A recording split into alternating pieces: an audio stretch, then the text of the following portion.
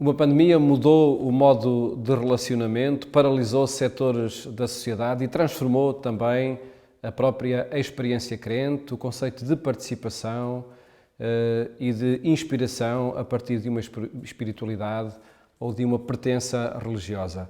Temas que queremos hoje analisar com Dom Manuel Clemente. Cumprimento.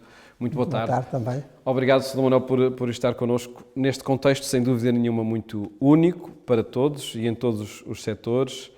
O Papa Francisco, quando foi desafiado numa entrevista recente a olhar as causas de tudo isto, citou um provérbio quando se diz que Deus perdoa sempre, o homem às vezes, a natureza nunca.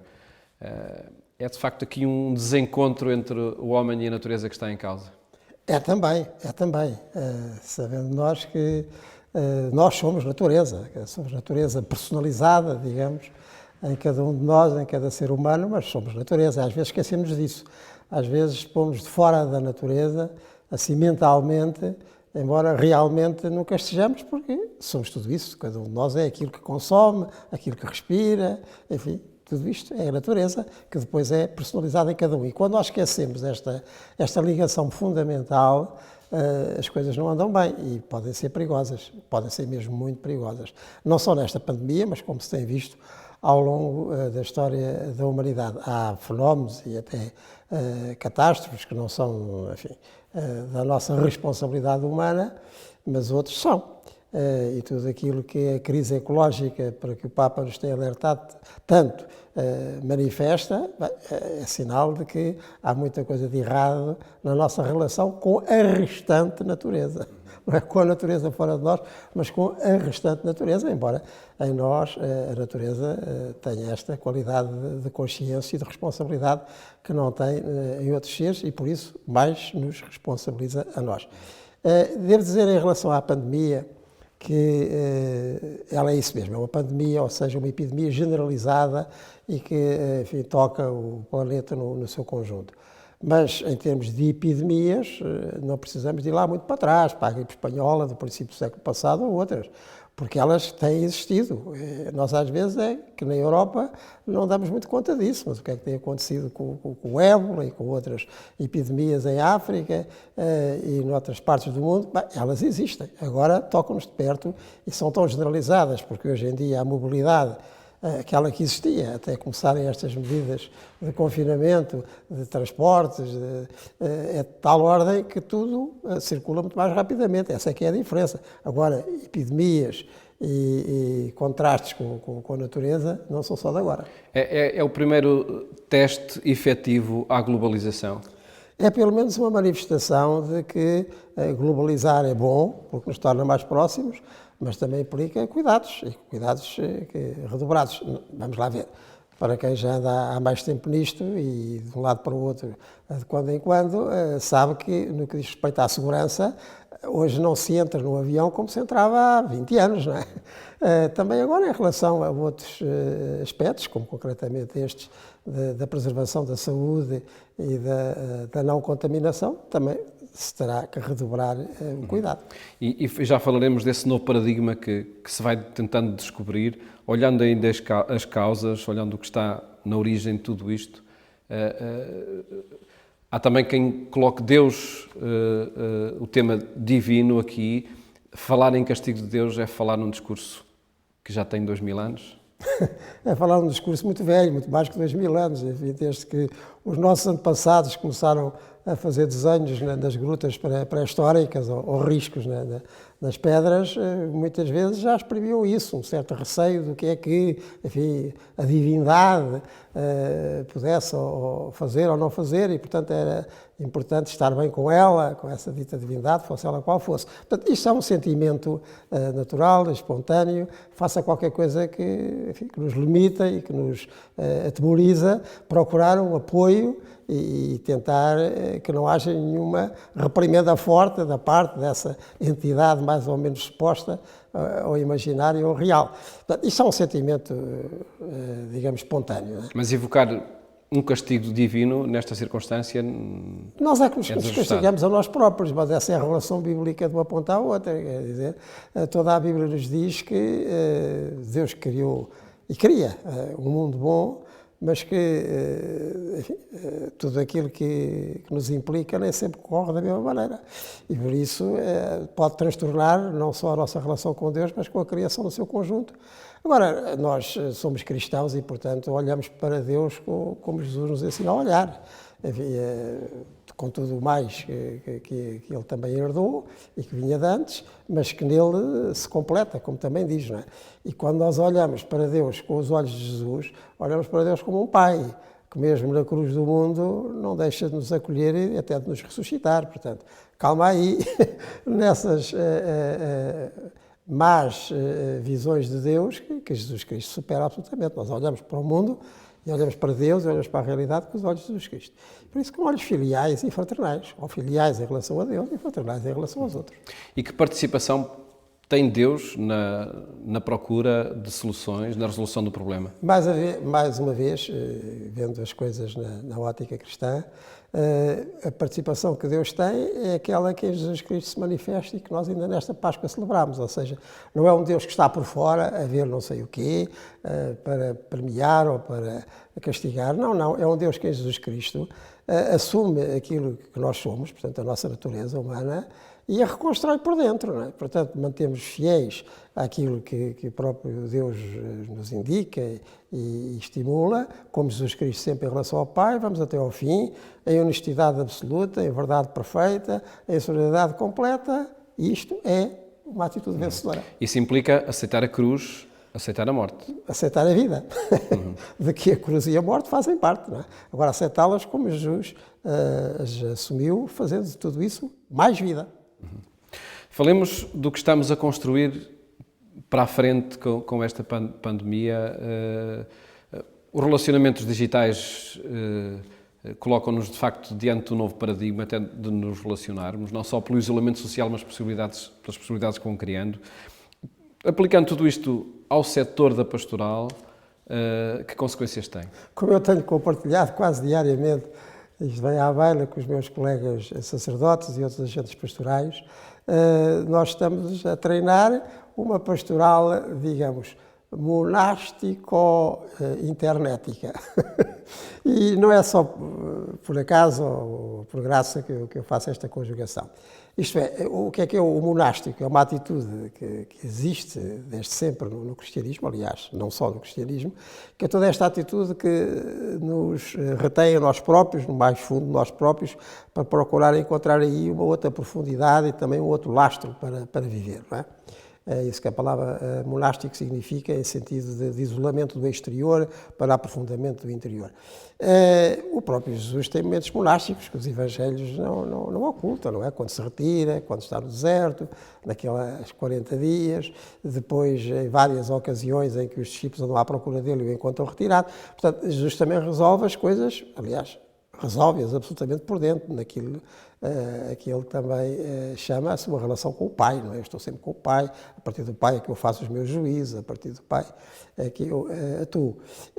E estas circunstâncias de confinamento a que estamos todos obrigados e que devemos ser cumpridores em bem dos outros, e que contraria muito aquilo que naturalmente na vida pastoral nos impulsiona para encontros, para reuniões, passamos a vida nisso, não só em celebrações, mas em reuniões de toda a ordem. Este confinamento desenvolve essa tal atitude monástica, não é? Isto é, de aprofundamento das motivações, também de afloramento, da oração, da relação com Deus, por nós, pelos outros, por tudo, não é? Portanto, essa atitude. Monástico ou digital, então? Agora, digital, utilizando a internet e tudo aquilo que os médias hoje nos permitem, não é?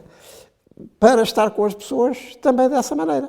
Olha, portanto, dando aos média esse sentido de conjugação, de contacto, de proximidade, que já tem sido tantas vezes referido nas mensagens sucessivas para os dias mundiais da comunicação social que tem vindo dos sucessivos papas, pondo tudo isso agora em ação. E estão-se aí a desenvolver realidades que eu julgo que ficarão. Ou seja, mesmo quando nós voltarmos, pudermos voltar assim que seja possível e seja aconselhado e seja permitido, não é? voltar à nossa pastoral normal, às nossas reuniões, aos nossos encontros, às nossas celebrações. Não deixaremos de utilizar muito disto que agora está a vir ao de cima. Essas experiências não têm surgido de alguma forma segmentadas? Experiências de comunicação, nomeadamente, não é? Bem, surgem segmentadas como tudo surge. Como tudo surge. Pelo que tem de positivo. Exatamente. Porque as pessoas onde estão, os párocos nas suas paróquias, não podem estar diretamente com os seus paroquianos, mas têm preocupação por eles, as coisas têm que continuar a andar, a palavra de Deus tem que continuar a ser anunciada, os ritos sacramentais continuar a ser celebrados, embora não possam ser com o povo, mas podem ser pela internet ou por outros meios. O acompanhamento das pessoas e tudo o que é socio-caritativo, quer sejam instituições ligadas à Igreja, quer sejam instituições em que os católicos também estão presentes, que são estas públicas e privadas, nos sistemas de saúde e tudo mais. Então, eles têm esta vontade e necessidade, até por vocação, os padres, de acompanhar tudo isto. É o relacionamento, sem dúvida nenhuma, do seu âmbito comunitário. Mas se pensarmos na voz interlocutora que a Igreja Católica tem de ser com a sociedade, e depois de afirmar durante, de facto, muitos anos, décadas, se calhar, a centralidade e a importância da comunicação, não se exigiria aqui também uma resposta mais institucional, diria, mais nacional, a respeito deste embora âmbito. a realidade da Igreja não seja nacional, como nós sabemos. Mas vamos percebendo que para nos ligarmos com a sociedade, muitas vezes a realidade da não funcionam. Igreja católica, como nós a entendemos, não digo que seja sempre assim, portanto há realidades nacionais na Igreja. Sim. Algumas das nossas irmãs no mundo protestante formaram igrejas nacionais, os anglicanos é a Igreja de Inglaterra, isso quer dizer anglicano, não é? Na sua origem. Mas a realidade católica, e é isso que está a vir ao de cima, mais uma vez, existe ao nível universal à volta do Sr. Pedro, e o Papa tem estado constantemente presente, não é? Nos média, até pela força e a convicção com que ele se manifesta, mesmo celebrando sozinho, mas celebra por uma multidão, não é? E depois a nível diocesano, em cada igreja local, e eu reparo que todos os meus colegas têm estado presentes nessas redes, quer nas suas dioceses, quer quando são entrevistados pelos média nacionais e até outros. E eu próprio, enfim, já tenho celebrado publicamente várias vezes, já tenho dado entrevistas, tudo isso. Mas eu não gostaria era de confinar, porque não é assim que eu a vejo, a presença católica àquilo que é a presença do Santo Padre ou é a presença de cada bispo na sua diocese. Eu creio que é muito importante ressaltar o que é a presença constante dos católicos nos vários domínios da sociedade, quer pessoalmente, porque eles estão aí em todo o lado, não há nenhuma frente em que eles não estejam, não é? Desde a saúde, à administração, em todo o lado, não é? E os nossos contactos diários mostram isso mesmo, quer da parte depois daqueles ministros ordenados que em cada comunidade cristã os estimulam, os impulsionam, os acompanham e levam as coisas por diante. Portanto, é neste conjunto que nós temos que avaliar a presença da Igreja, porque se não avaliarmos assim, ficamos assim, sem saber para onde olhar. Sim. A relevância da comunicação nessa avaliação também poderia emergir. Mas poderíamos ir como um fator de diálogo com a sociedade, não é? Sim. Porque quando queremos saber de facto o que é que está a acontecer, está muito a acontecer, mas é difícil descobri-lo imediatamente. Porque a maior parte do diálogo faz com quem lá está, obviamente. Claro, tantas mensagens, tantos contactos, telefonemas que nós temos com católicos que estão, repito, nesses vários setores sociais, não é? Com certeza. Mas eles que lá estão é que efetivamente dialogam, quer dizer, quem dialoga no mundo da saúde com os outros profissionais de saúde são os católicos que estão no sistema de saúde, seja nacional, seja outros. Nesse aspecto a Igreja está a acontecer, nas escolas, mesmo que não possa passar. E o que se passa então no mundo comunicação. das famílias é uma coisa interessantíssima, porque elas redescobrem-se e não têm outra possibilidade se não se redescobrir, até fisicamente, com o confinamento que têm, não é? Mas as notícias que me chegam constantemente, ou que nós partilhamos em conversa telefónica ou por outros meios, do que acontece nas famílias que aí mesmo se redescobrem como igreja doméstica, uma coisa que foi muito acentuada nos sínodos sobre a família, que a igreja doméstica é a família de cada um. O que está aí a acontecer, isso está a dar uma densidade à vivência familiar católica, que é outro dos elementos que certamente permanecerão. E que temos Em todo caso, e vendo até, por exemplo, pelo palco mediático que está constituído, nós temos experiências ótimas, creio eu, dessa participação, sei lá, aqui em Lisboa, há paróquias que o mostram. Estou a lembrar, por exemplo, da paróquia de Benfica, estou a lembrar da paróquia do Porto de Ariosa, ou Senhora da Hora, enfim, tantas paróquias de facto. E há uma diocese também que recordo, e permitam-me evocá-la, que é Setúbal, onde de facto emerge na comunicação social a participação de grupos, de famílias, etc. Mas são casos muito positivos. Genericamente, a pandemia veio colocar no centro a figura do bispo ou do sacerdote. O centro estará aí? Eu sei que o centro é policêntrico, é policêntrico, porque com certeza que há estas posições centrais e até chave na Igreja para articular, para organizar, para que nada disto se disperse, para que tudo isto se conjugue, que seja também espiritualmente alimentado, e repito, os exemplos são mais que muitos, e posso garantir que a maior parte dos meus colegas, bispos, sacerdotes, diáconos, por aí fora, estão com uma contenção enorme daquilo que eles gostariam de fazer, na linha do que sempre têm feito, estar com as pessoas, estar assim diretamente, só não podem fazer pelas circunstâncias, mas esse é um mérito muito grande e até um bom exemplo, na generalidade dos casos, de contenção.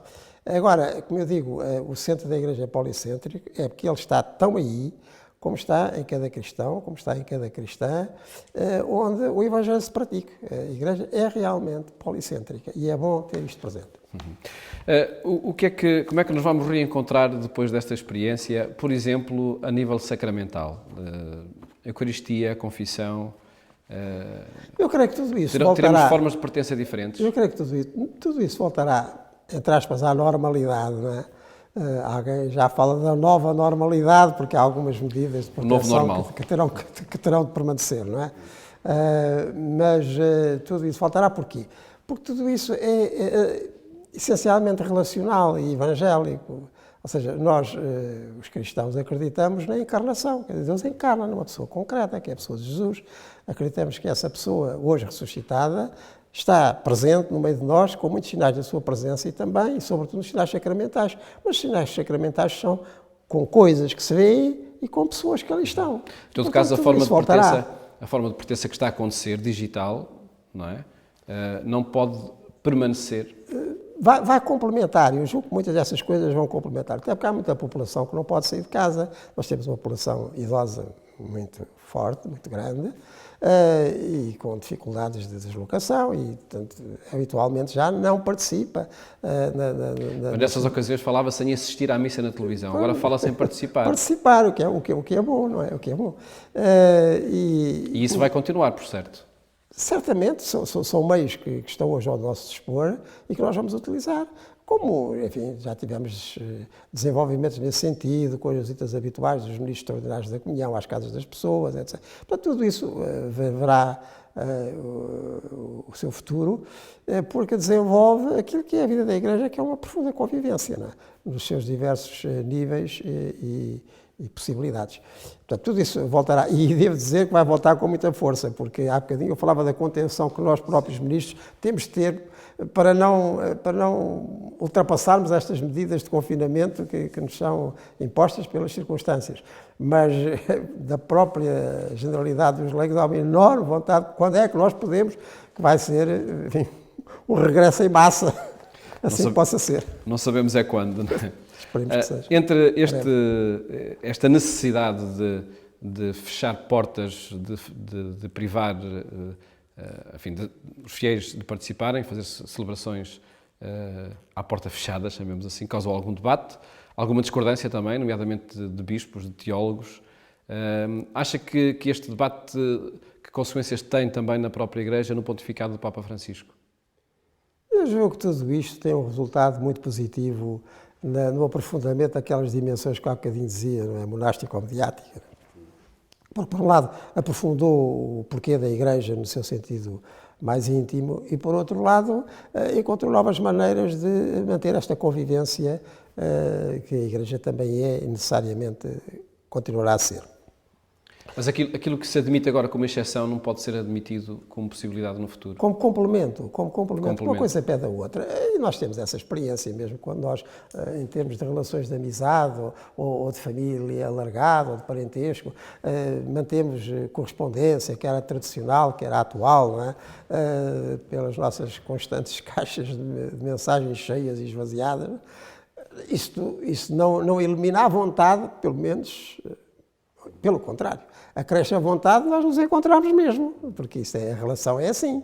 Quando é verdadeira, quer mais, quer ver. E, portanto, uma coisa, se é verdadeira, não escolhi a outra, antes pelo contrário. A boa intencionalidade da pessoa bastará, por exemplo, para uma reconciliação com Deus, para uma participação na comunhão, Mas vamos lá ver nestas circunstâncias? Nós temos que ver do lado de Deus, não ver as coisas apenas do lado de nós. Com certeza que Deus vê os corações e sabe o que é que há no coração de cada um, e no coração há muito mais do que aquilo que se pode manifestar. Todos nós sabemos isso em qualquer tipo de relacionamento. Agora, a relação que Deus tem connosco, e nós acreditamos que é inteira na figura de Jesus Cristo, foi uma relação assim como os evangelhos guardaram. Jesus não perdoava em geral, Jesus tem encontros de reconciliação. Com este, com aquela, em tantos episódios evangélicos, são encontros de reconciliação. E, portanto, nós não podemos refluir para a subjetividade de cada um, até porque depois aí não teria contraste, não teria sugestão, não teria proposta. Estas coisas que Deus quer manter connosco, como manteve em Jesus Cristo, em termos de relação verdadeira. Uhum. Mas isso, sendo possível, nas atuais circunstâncias... Quando não é possível, não é possível. Uhum. Os cristãos Mas é possível sempre a reconciliação, não é? Os cristãos antigos, enfim, quando para se aderir ao cristianismo era preciso quase uma ruptura com os usos e costumes envolventes, não é? Fazer aquelas longas preparações, aqueles catecumenatos sérios e prolongados e por aí fora, muitos deles morriam antes de serem batizados, porque havia uma perseguição, havia, enfim, qualquer imprevisto. Falava-se o batismo de desejo, não é? Como agora se fala da comunhão espiritual, quando não pode ser com a recepção da hóstia consagrada, mas não deixa de ser menos verdadeiro. Uhum. É de facto a nova circunstância de verdade também sacramental nas atuais circunstâncias. Mas como estamos a ver, mais uma vez, são coisas antigas e coisas novas, não é? Mas há uma conjugação naquilo que diz respeito à humanidade e é comum. Uhum. Tendo sempre essa categoria da relação em perspectiva. Paulo, e eu já tenho lembrado, como podem imaginar, este mês, tanta conversa telefónica ou mediática com cristãos, com outras pessoas. Eu já tenho lembrado, meu amigo, minha amiga, olha que nestes 2000 anos que nós tivemos, houve cristandades que não foram anos, não foram décadas, até foram séculos, estiveram privadas de vida sacramental habitual. Lembre-se o que é que passou, o que é que se passou no Japão, entre meados do século XVII e meados do século XIX. Os chamados cristãos ocultos não podiam aparecer como cristãos à luz do dia, não havia nenhum sacerdote, nem podia lá estar nenhum, era imediatamente eliminado, batizavam os filhos, transmitiam a doutrina e sobreviveram 200 anos.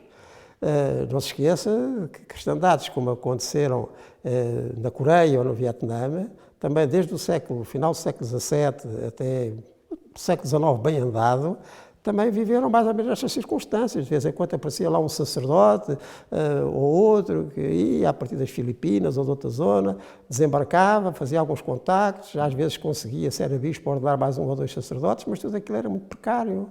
E, portanto, isto é que nós estamos agora sujeitos por este confinamento, não é completamente inédito na vida da Igreja. E não foi por causa disso que essas cristandades deixaram de existir. E até ganhar mais vontade para poder fazer tudo aquilo que não fizeram durante muito tempo, porque não podiam fazer. Ainda não foi assim há tantos anos que me falava um bispo de África, daquelas nossas antigas colónias, e em que houve depois aquela guerra civil prolongada, em que ele me dizia que houve zonas da sua diocese onde não pôde ir nem ele, nem nenhum sacerdote durante 10 anos. E os catequistas mantiveram aquelas comunidades, batizaram as crianças, depois, quando finalmente lá conseguiu ir o bispo apresentar todos os cadernos em dia com o registro dos batismos, e essas comunidades não deixaram de subsistir, porque a comunhão com Cristo é uma realidade total. Falemos das consequências sociais que esta pandemia também já está a gerar, já está infelizmente, a levar ao desemprego, a levar à diminuição de rendimentos familiares. Como perspectiva a sociedade nesse âmbito? Em primeiro lugar, enfim, tudo aquilo que deve ser feito, pode e deve ser feito, porque quem gera o bem comum, quer a nível do nosso país, quer a nível da Europa, da União Europeia onde nós estamos, tem mesmo de ser feito. Tem mesmo de ser feito, porque aqui não há escapatória nem alternativa. Ou fazemos aqui um apoio forte a estas economias que estão tão abaladas e com um decrescimento abrupto, como aí estão os indicadores, ou então não há Europa que chegue nem que sobre. Não é? Isto em primeiro lugar. Depois, mais uma vez, na responsabilidade e na cidadania. E tem-me sido bom verificar, e também por contactos agora mediáticos, não podem ser presenciais, com o mundo empresarial e concretamente com os empresários católicos. Eu também acompanho dentro da ACES, da Associação Cristã de Empresários e Gestores, um grupo com quem me reúno habitualmente em diversos setores da vida empresarial, aí e noutros, não é? A preocupação constante em manter os postos de trabalho, recorrendo ao layoff ou mesmo com outras alternativas que se consigam manter, enfim, toda aquela base humana que garantia a empresa e que há de garantir no futuro, passando esta crise. Portanto, iniciativas deste género, quer por parte das entidades públicas nacionais e europeias, quer por parte destas entidades privadas ou de outros setores, também do setor social, que estão aí, são fundamentais. E tem sido belo e importante verificar que essa preocupação existe. Porque, efetivamente, isto é um problema grande, a subsistência das famílias, e como tem sido dito e tem sido escrito, não é? Esta pandemia é uma pandemia sanitária, portanto atinge a saúde das pessoas e é preciso ser resolvida basicamente nesse campo, mas também é mental e também é económica, porque confinar as pessoas que não têm propriamente vocação monástica, para utilizar outra vez este termo, a estes mosteiros familiares, ou às vezes mesmo sem família, ou enfim, nos lares, nas residências, e tanto tempo, isto obriga a uma adaptação mental de grande agilidade, não é? E superação de dificuldades dessa ordem. E depois económica, que é exatamente sustenta a vida, e o mundo das escolas, e o mundo das empresas, e o mundo em geral. Não é? E aí encontramos muitas organizaões, muitas empresas que dependem diretamente da Igreja Católica. E atitudes pessoais concretas, e essas que eu estou a citar, que vêm de partilhas que vão chegando e que vamos fazendo, e não estamos a falar no ar, estamos a falar de decisões tomadas com risco, mas com a responsabilidade e até apelando à responsabilidade das outras pessoas que estão nessas unidades. Falando especificamente no caso do Patriarcado de Lisboa, há indicações para que os postos de trabalho não sejam extintos em organizações que dependem da Igreja Católica. Toda a preocupação nesse sentido. Na parte institucional católica, toda a preocupação nesse sentido. Agora, isso também se liga depois com a subsistência dessas mesmas organizações, porque não é só para alguns, é para todos, mas tem que haver com o quê? Recordo uma expressão de um anterior bispo auxiliar de Lisboa, Dom José Traquina, que também é responsável do setor da pastoral social na Conferência Episcopal, que dizia que este é o tempo para ir às reservas e partilhá-las. Exatamente. E está muita gente a ir às reservas, não é?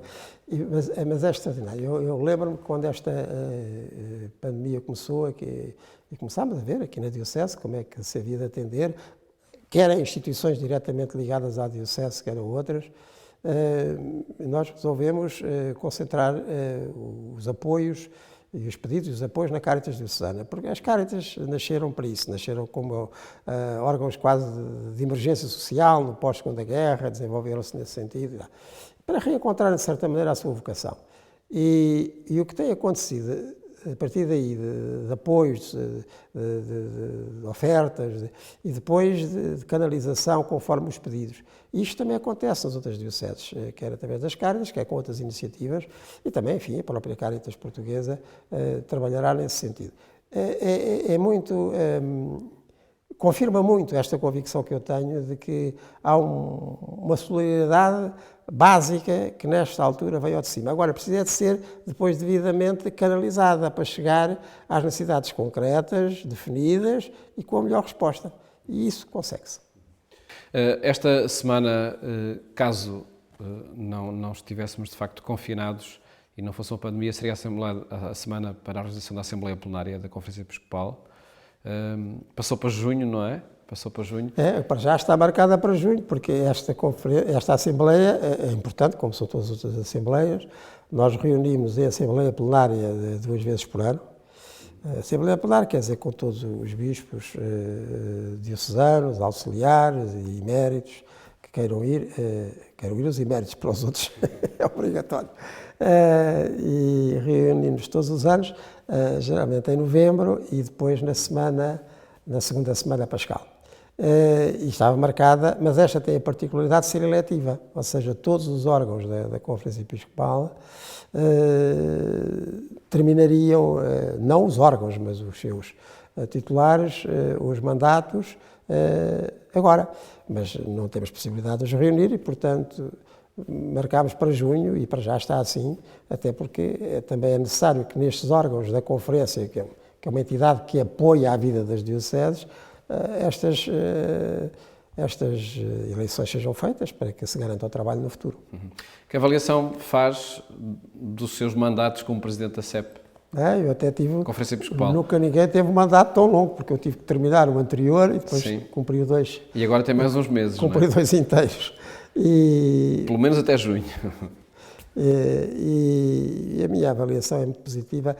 Antes de mais, por aquilo que a Conferência Episcopal deve ser, ou seja, uma possibilidade dos vários bispos diocesanos de um determinado país, como é o nosso caso, se encontrarem, aprofundarem temáticas que importam a todos, dos diversos campos da pastoral, também da sua relação com a sociedade, e isso faz-se, mais uma vez, com o encontro.